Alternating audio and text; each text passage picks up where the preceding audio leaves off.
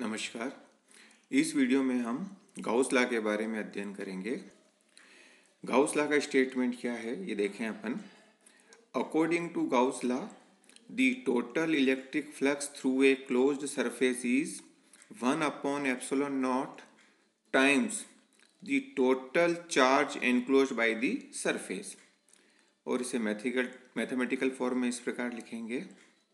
ये जो है इलेक्ट्रिक फ्लक्स है और Q जो है टोटल चार्ज उस सरफेस के अंदर एनक्लोज्ड है और एप्सिलॉन नॉट यहाँ पर परमिटिविटी है ऑफ फ्री स्पेस और वैक्यूम, मुक्त आकाश या निर्वात की विद्युतशीलता। अब इसे हम दूसरे फॉर्म में अगर लिखना चाहें, डिफरेंशियल फॉर्म में अगर इस लॉ को लिखना चाहें तो उसके लिए हम देखते हैं if the charge is distributed uniformly throughout the surface having volume charge density rho, यानी उस सरफेस के अंदर जो वॉल्यूम है उसके अंदर चार्ज एक समान रूप से वितरित है और चार्ज पर यूनिट वॉल्यूम रो है, तो टोटल चार्ज को हम इस प्रकार लिख सकते हैं वॉल्यूम इंटीग्रल रो डीवी। यहाँ जो सरफेस हमने लिया वो इस वॉल्यूम V को एनक्लोज किए हुए है। Now from equation 1 and from equation 2 we have this one. Using Gauss divergence theorem, changing surface integral into volume integral. Since here is volume integral, here surface integral, we will change surface integral into volume integral. तो ये volume integral आ जाएगा और ये same it is रहेगा। इसको left side में लेके आगे वॉल्यूम इंटीग्रल कॉमन ले लिया। अब ये जो इक्वेशन है, ये जो इंटीग्रल है, इसकी वैल्यू 0 है। Since the volume is arbitrary, volume का मान स्वेच्छ है, कुछ भी हो सकता है, तो ये इंटीग्रल 0 किस परिस्थिति में होगा, यानी इसका जो इंटीग्रेंट है वो भी 0 होना चाहिए। तो इंटीग्रेंट को 0 कर दिया, इसको इधर लेके आ गए, तो ये जो गाउस लॉ प्राप्त हुआ ये डिफरेंशियल फॉर्म में है, ये इसका अवकल स्वरूप हुआ। अब हम गाउस लॉ को डाइलेक्ट्रिक की उपस्थिति में ज्ञात करेंगे, जहां पर फ्री चार्ज भी रहता है और पोलराइजेशन चार्ज भी होता है या इंड्यूस्ड चार्ज भी होता है। तो उसके लिए हम एक पैरेलल प्लेट कैपेसिटर लेते हैं जिसकी दो प्लेट्स हैं P और Q। P पर पॉजिटिव चार्ज यूनिफॉर्मली डिस्ट्रीब्यूटेड है और सेम अमाउंट में नेगेटिव चार्ज Q प्लेट पर डिस्ट्रीब्यूटेड है। दोनों प्लेट के बीच डिस्टेंस स्मॉल d है और दोनों प्लेट का area of cross section A है। यहाँ हमने दो अलग अलग फिगर दिखाए हैं। पहले वाले फिगर में इसके अंदर, दोनों प्लेट्स के अंदर वैक्यूम है, निर्वात है या एयर मीडियम है। दूसरे वाले केस में यहाँ एक डाइलेक्ट्रिक मीडियम है जो इसको कंप्लीटली फिल करता है, पूर्णतः भरा हुआ है। तो हम देखते हैं कि कैपेसिटर के अंदर एक इलेक्ट्रिक फील्ड उत्पन्न होता है E0, जिसकी डायरेक्शन पॉजिटिव से नेगेटिव चार्ज की ओर होती है। लेकिन जब इन कैपेसिटर प्लेट्स के बीच एक डाइलेक्ट्रिक रखते हैं तो इसका जो इलेक्ट्रिक फील्ड है वो रिड्यूस हो जाता है, यानी E0 से E हो जाता है। इसका कारण ये है कि डाइलेक्ट्रिक की इस लेयर पर तो नेगेटिव चार्ज इंड्यूस हो जाता है और इस लेयर पर पॉजिटिव चार्ज इंड्यूस हो जाता है, जिसके कारण टोटल चार्ज यहाँ कम हो जाता है। तो टोटल चार्ज कम होने से इलेक्ट्रिक फील्ड की वैल्यू भी कम हो जाती है, लेकिन डायरेक्शन वही रहेगी जो पहले थी, पॉजिटिव से नेगेटिव की ओर, P से Q की ओर। यहाँ पर भी P से Q की ओर। यहाँ जो चार्ज इंड्यूस हुआ वो नेगेटिव होगा और यहाँ पर जो चार्ज इंड्यूस होगा वो पॉजिटिव होगा। तो इसको हमने -Q डैश ले लिया और इसको +Q डैश ले लिया। अब गाउस लॉ से हम क्या जानते हैं, इलेक्ट्रिक फ्लक्स का जो मान होता है वो Q/ε0 के बराबर होता है।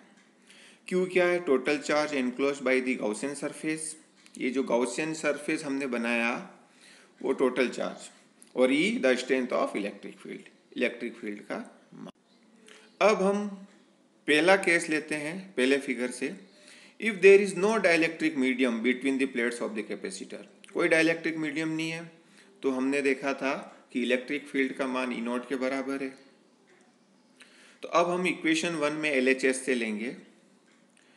अब ई नॉट की जो डायरेक्शन है और जो सरफेस की नॉर्मल की डायरेक्शन है वो सेम है, उसके बीच एंगल 0 है, इसलिए ई डॉट डी एस का मान इस प्रकार हो जाएगा ई डी एस कोस 0 का मान 1 होगा और ई का मान ई नॉट हो जाएगा।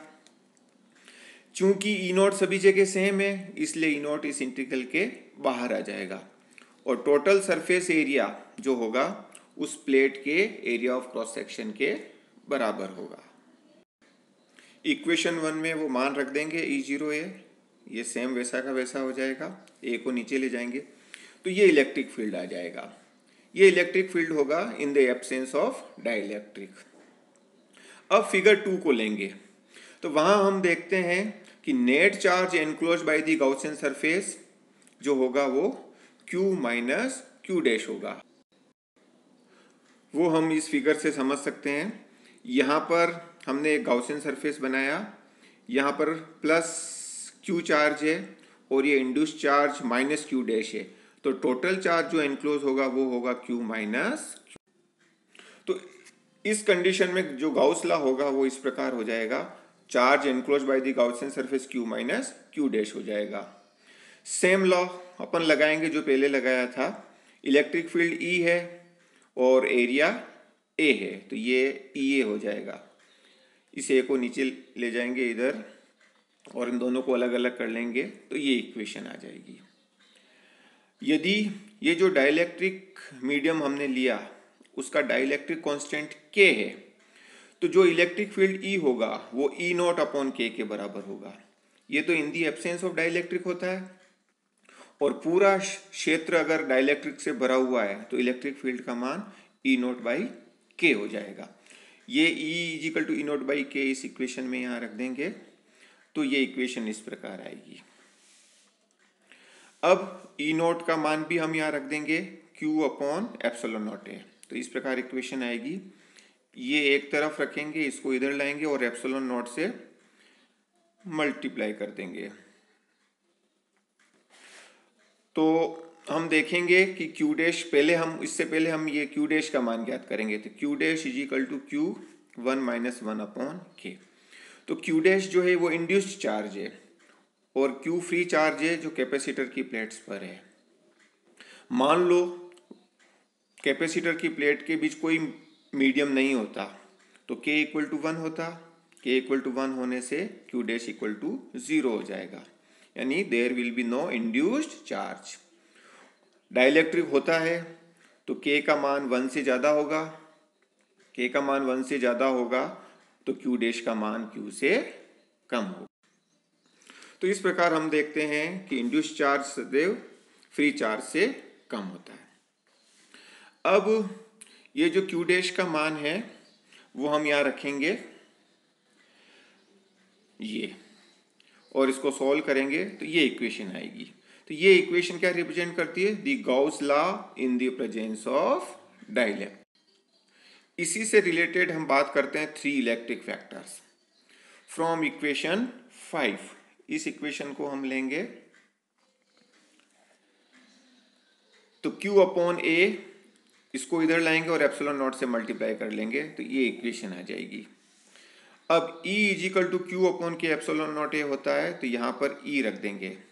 अब हम दो नई क्वांटिटी डिफाइन करेंगे, electric polarisation P equal to Q dash upon A, induce charge per unit area and free charge per unit area, इसे कहेंगे इलेक्ट्रिक डिस्प्लेसमेंट D। जब इन दोनों को वेक्टर के रूप में लेंगे तो ये कहलाएंगे electric polarisation vector and electric displacement vector. अब ये दोनों तीनों से हम यहाँ मान रख देंगे तो मान रखने पर ये इक्वेशन आ जाएगी D is equal to epsilon naught E plus P। Since D E and P are vectors, तो वेक्टर फॉर्म में ये इक्वेशन आ जाएगी। अब D इज इक्वल टू होता है Q अपॉन ए, एप्सिलॉन नॉट K से मल्टीप्लाई करो और डिवाइड करो, और इससे हम E के बराबर रख देंगे। तो ये हो जाएगा D is equal to epsilon naught K E. ये D और E के बीच रिलेशन हो गया। P होता है Q डैश अपॉन ए, Q डैश की वैल्यू रख दी, और Q अपॉन ए की वैल्यू E के रूप में हम ज्ञात कर चुके हैं, तो उसकी वैल्यू रख दी एप्सिलॉन नॉट के ई। K यहाँ से LCM ले लिया, इससे कैंसिल हो जाएगा, तो P और E के बीच ये रिलेशन आ जाएगा। फॉर फ्री स्पेस और vacuum K equal to 1, therefore P equal to 0।